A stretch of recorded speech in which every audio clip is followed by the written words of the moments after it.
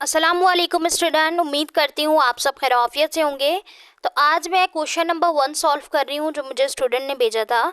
अच्छा, इस क्वेश्चन में हमसे क्या पूछा गया है? इस क्वेश्चन में हमसे पूछा गया है balance the following equation by ion electron method. Equation आपको दी गई है जिसे आपने बैलेंस करना है, लेकिन आयन इलेक्ट्रॉन मेथड से, यानी कि इस पे जो आयन दिए गए हैं, ये जो हमारे पास आयन है, इन आयन को भी आपने बैलेंस करना है। ठीक है, तो क्वेश्चन नंबर 2 उन्होंने पूछा है। क्वेश्चन नंबर 2 को डायरेक्ट सॉल्व कर लेते हैं। अच्छा, इस सवाल में एक चीज़ लाजमन देखिएगा कि साथ में मीडियम आपको क्या दिया गया है। जैसे पहला वाला सवाल है ना, उसमें एसिडिक मीडियम दिया गया है, जबकि दूसरा वाला सवाल यानी जो स्टूडेंट ने पूछा है उसमें बेसिक मीडियम दिया गया है। तो ये ज़रूर देखिएगा आपको मीडियम क्या दिया गया है। ठीक है, क्योंकि जो मीडियम दिया जाएगा उसी हिसाब से हम अपने ऑक्सीजन को और हाइड्रोजन को बैलेंस कर सकेंगे।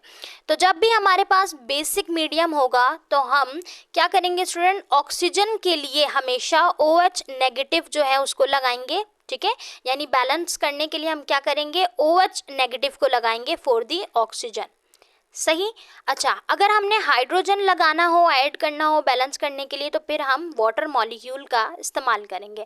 वाटर मॉलिक्यूल की मदद से हम उसको बैलेंस करेंगे। ठीक है, तो ये हम कब करेंगे, जब हमारा मीडियम बेसिक मीडियम हो। अब आते हैं क्वेश्चन को सॉल्व करते हैं। तो सवाल हमारे पास ये दिया गया था, ये इक्वेशन थी जिसको हमने क्या करना था, बैलेंस करना था। ठीक है, तो सबसे पहले इक्वेशन को हम क्या करेंगे, स्प्लिट कर देंगे ऑक्सीडेशन में और रिडक्शन में। सही है, तो इस इक्वेशन में कौन सा पार्ट आपका ऑक्सीडेशन का है, कौन सा रिडक्शन का है, ये कैसे पता चलेगा? ये हमें पता चलेगा ऑक्सीजन की तादाद से। ऑक्सीजन जहाँ पर गेन हो रहा होगा वो हमारे पास ऑक्सीडेशन है, जहाँ पे लूज हो रहा होगा वो हमारे पास रिडक्शन है। सही। अब देखो यहाँ पर हमारे पास जो इक्वेशन दी गई है, ये वाला जो पार्ट है, इसमें SO2 नेगेटिव साथ ही 4 लिखा हुआ है, मतलब ऑक्सीजन की तादाद यहाँ ज़्यादा है, यहाँ पर ऑक्सीजन गेन किया गया है, लिया गया है। और ये वाला जो पार्ट हमारे पास इक्वेशन का है, इसमें SO2 नेगेटिव के साथ 3 लिखा हुआ है, मतलब ऑक्सीजन यहाँ पे लूज किया गया है। तो ये जो हमारे पास पार्ट हो गया स्टूडेंट, ये वाले से ये वाला, ये हमारे पास हो गया रिडक्शन का, जबकि ये दोनों हमारे पास हो गया ऑक्सीडेशन का। सही है, तो इस तरह आप अपनी इक्वेशन को सबसे पहले रीराइट करोगे, यानी ऑक्सीजन को लिखोगे, जो आपके पास इक्वेशन को लिखोगे। देन उसके बाद हम इक्वेशन को स्प्लिट करेंगे इनटू ऑक्सीडेशन और रिडक्शन। अब हमने स्प्लिट कर दिया, अब हमारे पास दो अलग अलग इक्वेशन आ गई है। ठीक है, जैसे हम लिमिट एंड रिएक्टेंट में स्प्लिट करते हैं। अब यहाँ पर हम क्या करेंगे, इनको सबसे पहले बैलेंस करेंगे एटम को। अब इस इक्वेशन में हमारे पास जो एटम है, बैलेंस करेंगे हम एटम को। ठीक है, देखिए यहाँ पर ऑक्सीजन की तादाद कितनी है, ऑक्सीजन की तादाद है 3, यानी कि यहाँ पे 3 ऑक्सीजन मौजूद हैं। ठीक है, जबकि यहाँ पर हमारे पास 4 ऑक्सीजन मौजूद है। तो हम पहले ऑक्सीजन को बराबर करेंगे, बैलेंस करेंगे। ठीक है, क्रोमीन हमारे पास 1 था, यहाँ पर भी 1 है, तो ये तो बैलेंस है। ऑक्सीजन बैलेंस नहीं है। ठीक है, यहाँ पर हाइड्रोजन मौजूद है, जबकि यहाँ पर हाइड्रोजन है, यहाँ पर हाइड्रोजन नहीं है। सही, तो हम क्या करेंगे, सबसे पहले ऑक्सीजन को बैलेंस करेंगे, फिर हाइड्रोजन को देखेंगे। तो ऑक्सीजन को बैलेंस किस तरीके से किया जाएगा, देखिए स्टूडेंट, हमारे पास हम ऑक्सीजन को बैलेंस इस तरीके से करेंगे कि हमारे पास, हमने जिक्र किया था, जब बेसिक मीडियम हो तो ऑक्सीजन के लिए हम OH ग्रुप को लगाएंगे। ठीक है, तो ये जो हमारे पास OH है, OH नेगेटिव, ये हमने इजाफी लगाया है। क्यों? ताकि हम बैलेंस कर सके किसको, अपने ऑक्सीजन को। ठीक है, तो OH नेगेटिव मैंने लगा दिया। तो यहाँ पर मेरे पास क्या हुआ, 3 था, यहाँ पर एक और ऑक्सीजन हो गया, तो ये हो गया 4 ऑक्सीजन, 4 ऑक्सीजन हो गए। ठीक है, हाइड्रोजन भी 4 हो गए, 3 यहाँ मौजूद थे, एक ये OH के साथ, ये कितना हो गया, 4। तो 4 ऑक्सीजन 4 हाइड्रोजन हो गए। जबकि यहाँ देखा जाए तो यहाँ पर ऑक्सीजन तो बैलेंस हो गया 4 की वजह कर, लेकिन हाइड्रोजन तो है नहीं। तो हाइड्रोजन के लिए हम वाटर मॉलिक्यूल को लगाएंगे। तो मैंने यहाँ पे सिंपली 4 वाटर मॉलिक्यूल को ऐड कर दिया। तो जब मैंने 4 वाटर मॉलिक्यूल को ऐड किया स्टूडेंट, तो हमारे पास ऑक्सीजन की तादाद भी बढ़ गई, क्योंकि वाटर मॉलिक्यूल में एक ऑक्सीजन भी तो होता है।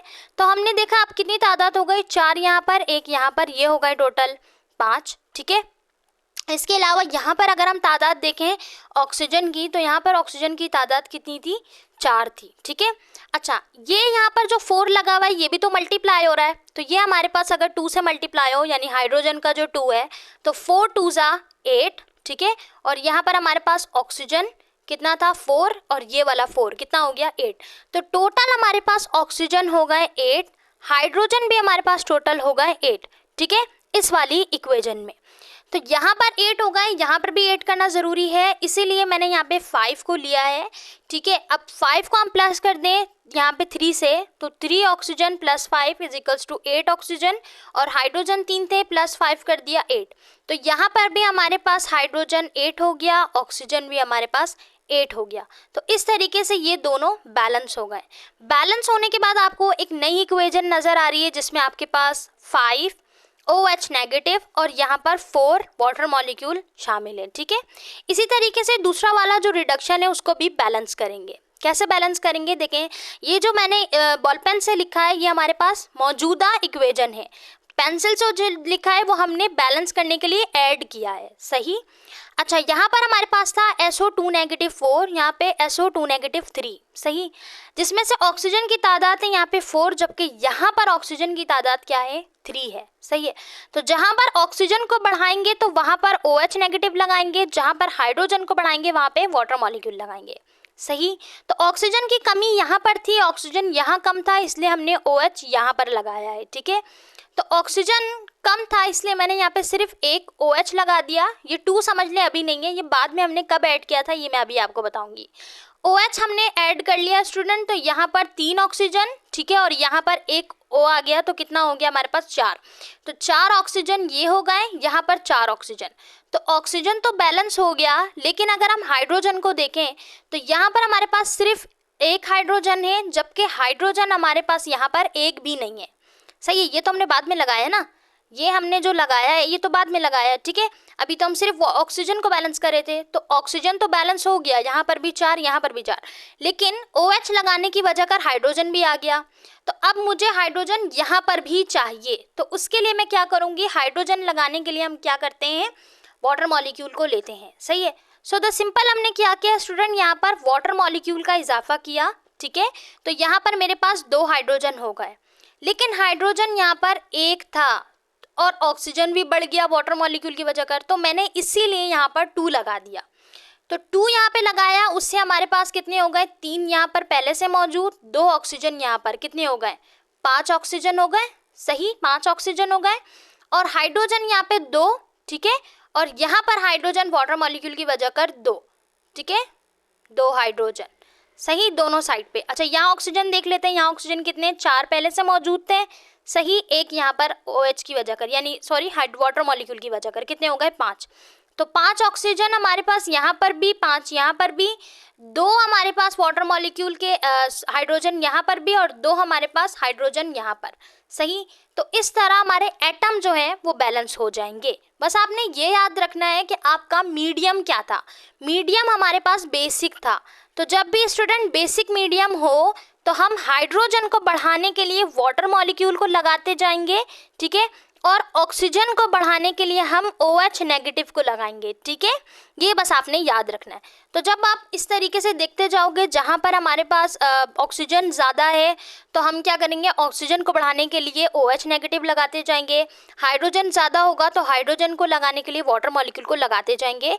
इस तरह जब दोनों साइड पे हमारे पास हाइड्रोजन और ऑक्सीजन की तादाद सेम होगी तो ये एटम बैलेंस हो जाएगा। नाउ अब यहाँ पर हमारे पास ये बैलेंस हो गया है। अब आगे हमारा क्या काम है, एटम बैलेंस हो गया, अब हम बैलेंस करेंगे चार्ज को, यानी आयन को, क्योंकि ये जो आपको सवाल दिया गया था उसमें लिखा हुआ था कि आपको बाय आयन मेथड से करना है। तो आयन मेथड का क्या मतलब, चार्ज को भी बैलेंस करना है, सही। चलो भाई चार्ज को चेक करते हैं स्टूडेंट। देखें यहाँ पर हमारे पास टोटल कितने चार्ज दिए गए हैं, 5 चार्ज, सही। यहाँ पर हमारे पास एक भी चार्ज नहीं है, 0। यहाँ पर टोटल हमारे पास 2 चार्ज हैं, 2 नेगेटिव, सही। अच्छा, अब हम क्या करेंगे स्टूडेंट, चार्ज को बैलेंस करेंगे, ठीक है। तो यहाँ पर मेरे पास 5 है, यहाँ पर 2 है, तो मैं क्या करूँगी, यहाँ पर कुछ इतने इलेक्ट्रॉन ऐड करूँगी कि ये भी 5 हो जाए। तो सिंपली मैंने 3 इलेक्ट्रॉन का इजाफा किया, 3 इलेक्ट्रॉन को ऐड किया, तो 3 + 2 = 5। 5 इलेक्ट्रॉन यहाँ पर, 5 इलेक्ट्रॉन यहाँ पर। तो जो यहाँ पर 3 लिखा हुआ है ना स्टूडेंट, यहाँ पर जो 3 इलेक्ट्रॉन ये मैंने ऐड किया है, क्योंकि यहाँ 5 था, यहाँ 2 था, बैलेंस करने के लिए 3 को मुझे ऐड करना पड़ा, सही। इसी तरह दूसरी इक्वेशन में यहाँ मेरे पास 2 इलेक्ट्रॉन है, यहाँ पर 2 2 4 इलेक्ट्रॉन है। तो इसको 4 करने के लिए मैंने क्या किया स्टूडेंट, 2 इलेक्ट्रॉन इजाफी ऐड किया, 2 + 2 = 4, 2 + 2 = 4। तो 4 आयन इधर, 4 आयन इधर, 5 आयन इधर, 5 इधर, इस तरह ये क्या हो गया, आयन बैलेंस हो गया।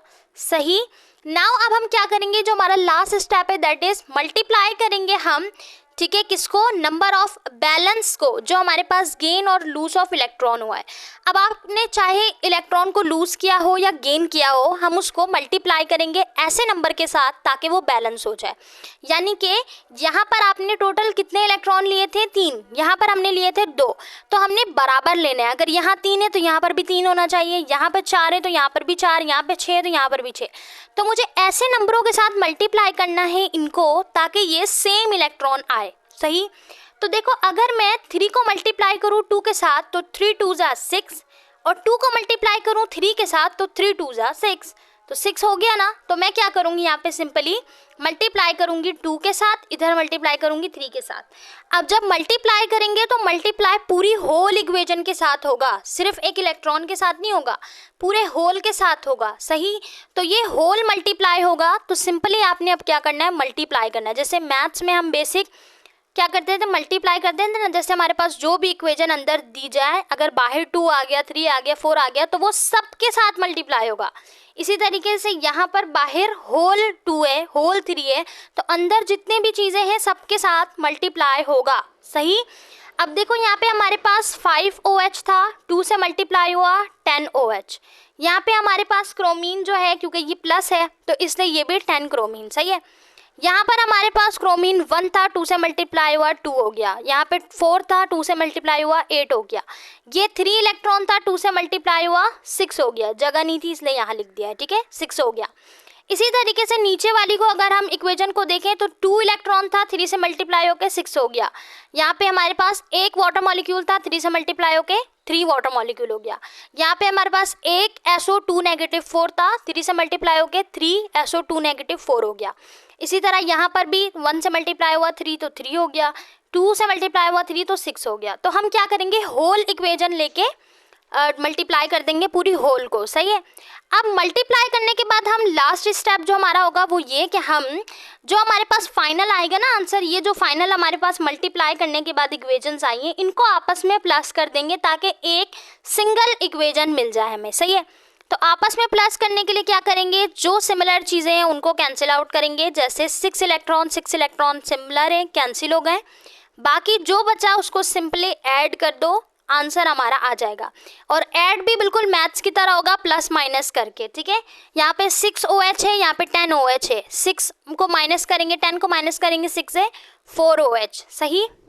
इस तरीके से हम प्लस माइनस को देखते हुए आपस में ऐड करेंगे तो हमारे पास एक सिंगल क्या आ जाएगी स्टूडेंट, एक सिंगल इक्वेशन आ जाएगी। सही। अब यहाँ पर एक चीज़ बड़े तवज्जो से सुनिएगा, वो ये कि देखें यहाँ मेरे पास जिस पेज में मैं काम कर रही थी वो पेज था छोटा। सही। इक्वेशन आपकी थी बड़ी, तो मैंने क्या किया, यहाँ पर जितना पार्ट था ना उसका वो मैंने यहाँ नीचे लिख दिया है। सही है। अगर फॉर एग्जाम्पल एग्जाम में आप इस तरीके का कोई भी क्वेश्चन करो या जो आपके प्रैक्टिकल होगा उसमें आप इस तरह का कोई इक्वेशन लिखो और इक्वेशन हो लंबी पर जगह हो कम, तो आपने क्या करना है, उसी के नीचे लिखना है। स्टूडेंट बड़ी मिस्टेक क्या करते हैं, वो मिस्टेक ये कर देते हैं कि जैसे जगह नहीं बची ना तो वो यहाँ पर लिख देंगे। सही। तो ये पूरी इक्वेशन कट जाएगी, क्योंकि अगर आप यहाँ पर लिखोगे तो ये लगेगा कि ये पूरी एक इक्वेशन है, ये एक पार्ट है। एरो जो हमारे पास दिया हुआ होता है ना इक्वेशन के दरमियान, वो सेपरेट कर रहा होता है रिएक्टेंट टू प्रोडक्ट। सही। तो ये एरो मेन है, ये सेपरेशन कर रहा है। तो अगर आपका प्रोडक्ट में कुछ चीज़ें रह गई हैं उसको नीचे लिखो, एरो के पास मत लेके जाओ। इस तरह रिएक्टेंट में कुछ रह गया उसे नीचे लिखो, एरो के पास मत लेके जाओ। तो जिस तरह यहाँ पे देखो ये मेरा एरो ये रहा। ठीक है। अब यहाँ पर कुछ चीज़ें रह गई थी तो मैंने इसी के नीचे रखा है। एरो देखो सेपरेट है। सही। यहाँ पे नीचे लिखा है। अब यहाँ पर अगर कुछ रह जाता तो मैं यहाँ लिखती। ठीक है। तो एरो से बचा के लिखना, एरो के नीचे मत लिख देना, एरो से पहले मत लिख देना, एरो के बाद मत लिख देना। जो इक्वेशन वैसे तो कोशिश करना छोटा छोटा करके लिख के ना एक ही आपकी जो लाइन है उसमें आपकी कंप्लीट इक्वेशन आ जाए, कोशिश करना एक ही लाइन में कंप्लीट इक्वेशन आ जाए। लेकिन जिस तरह मेरे साथ हो गया, पेज छोटा पड़ गया, इक्वेशन बड़ी थी, तो नीचे लिख देना, लेकिन यहाँ मत लिखना, कट जाएगी पूरी इक्वेशन। यहाँ भले लिख सकते हो आप, एरो का बड़ा ख्याल रखना, सही है। जब इस तरह इक्वेशन लिखो, बीच में एरो हो तो पेंसिल से लाइन ड्रॉ कर दो, ताकि अगर कुछ रह भी जाए तो यहाँ लिख दो, यहाँ का कुछ पार्ट रह जाए तो यहाँ लिख दो, सही। तो इस चीज़ को हाईलाइट इसलिए कर रही हूँ क्योंकि मैंने अक्सर कॉपी में स्टूडेंट्स की ये मिस्टेक्स देखी हैं, तो इनसे बचें। तो जिस भी स्टूडेंट का ये क्वेश्चन था, आई होप उनको समझ आ गया होगा। थोड़ा बहुत मुश्किल है क्योंकि इसमें चीज़ों को मल्टीप्लाई करना, ऐड करना ज़रूरी है, क्योंकि ये हमारे पास बैलेंस जो आपको करनी है इक्वेशन को, बाय साथ ही आपको बाय आयन इलेक्ट्रॉन मेथड करना है, यानी जितने आयन और जितने चार्ज दिए गए उनको भी प्लस करना है। तो अगर ना समझ आया हो तो कोशिश करिएगा वीडियो को एक और बार देख लीजिएगा, ताकि आपको चीज़ें क्लियर हो जाए। और ये जो मैंने इस तरह तस्वीर में लगाया है, पीडीएफ बनाया है, इसीलिए बनाया है ताकि आपको चीज़ें नज़र आएँ और क्लियर हो जाएं, ठीक है। तो पहला स्टेप ये है कि इक्वेशन को दोबारा लिखें, दूसरा स्टेप ये है कि इसको स्प्लिट कर दें, ठीक है। तीसरा स्टेप ये है कि एटम्स को बैलेंस करें, चौथा स्टेप ये है कि चार्ज को बैलेंस करें, यानी जो आयन है उनको बैलेंस करें। फिर उसके बाद मल्टीप्लाई करना है आपने ऐसे नंबर के साथ ताकि जो आपका इलेक्ट्रॉन आपने लिया है वो बराबर हो। फॉर एग्जाम्पल यहाँ पे आपने 2 इलेक्ट्रॉन लिया है, यहाँ पर भी 2 लिया है, तो फिर तो बैलेंस करने की ज़रूरत नहीं है, वो पहले से बैलेंस है। लेकिन यहाँ पे 3 था, यहाँ पे 2 था, तो फिर मैंने क्या किया है, बैलेंस करने के लिए नंबर का इस्तेमाल किया है, मतलब 2 और 3 से मल्टीप्लाई करवाया है, ठीक है। उसके बाद सिंपली आपने क्या करना है, क्रॉस कैंसिलेशन, जो जो क्रॉस हो जाए उसके बाद ऐड करके एक इक्वेशन में अपने आंसर को देना है, ठीक है। आई होप कि ये क्वेश्चन आपको क्लियर हो गया होगा। कोई भी डाउट हो, कोई भी चीज़ ना समझ आई हो तो बिल्कुल पूछ सकते हैं। जज़ाकल्लाह खैर। अस्सलामु अलैकुम वरहमतुल्लाहि वबरकातुहू।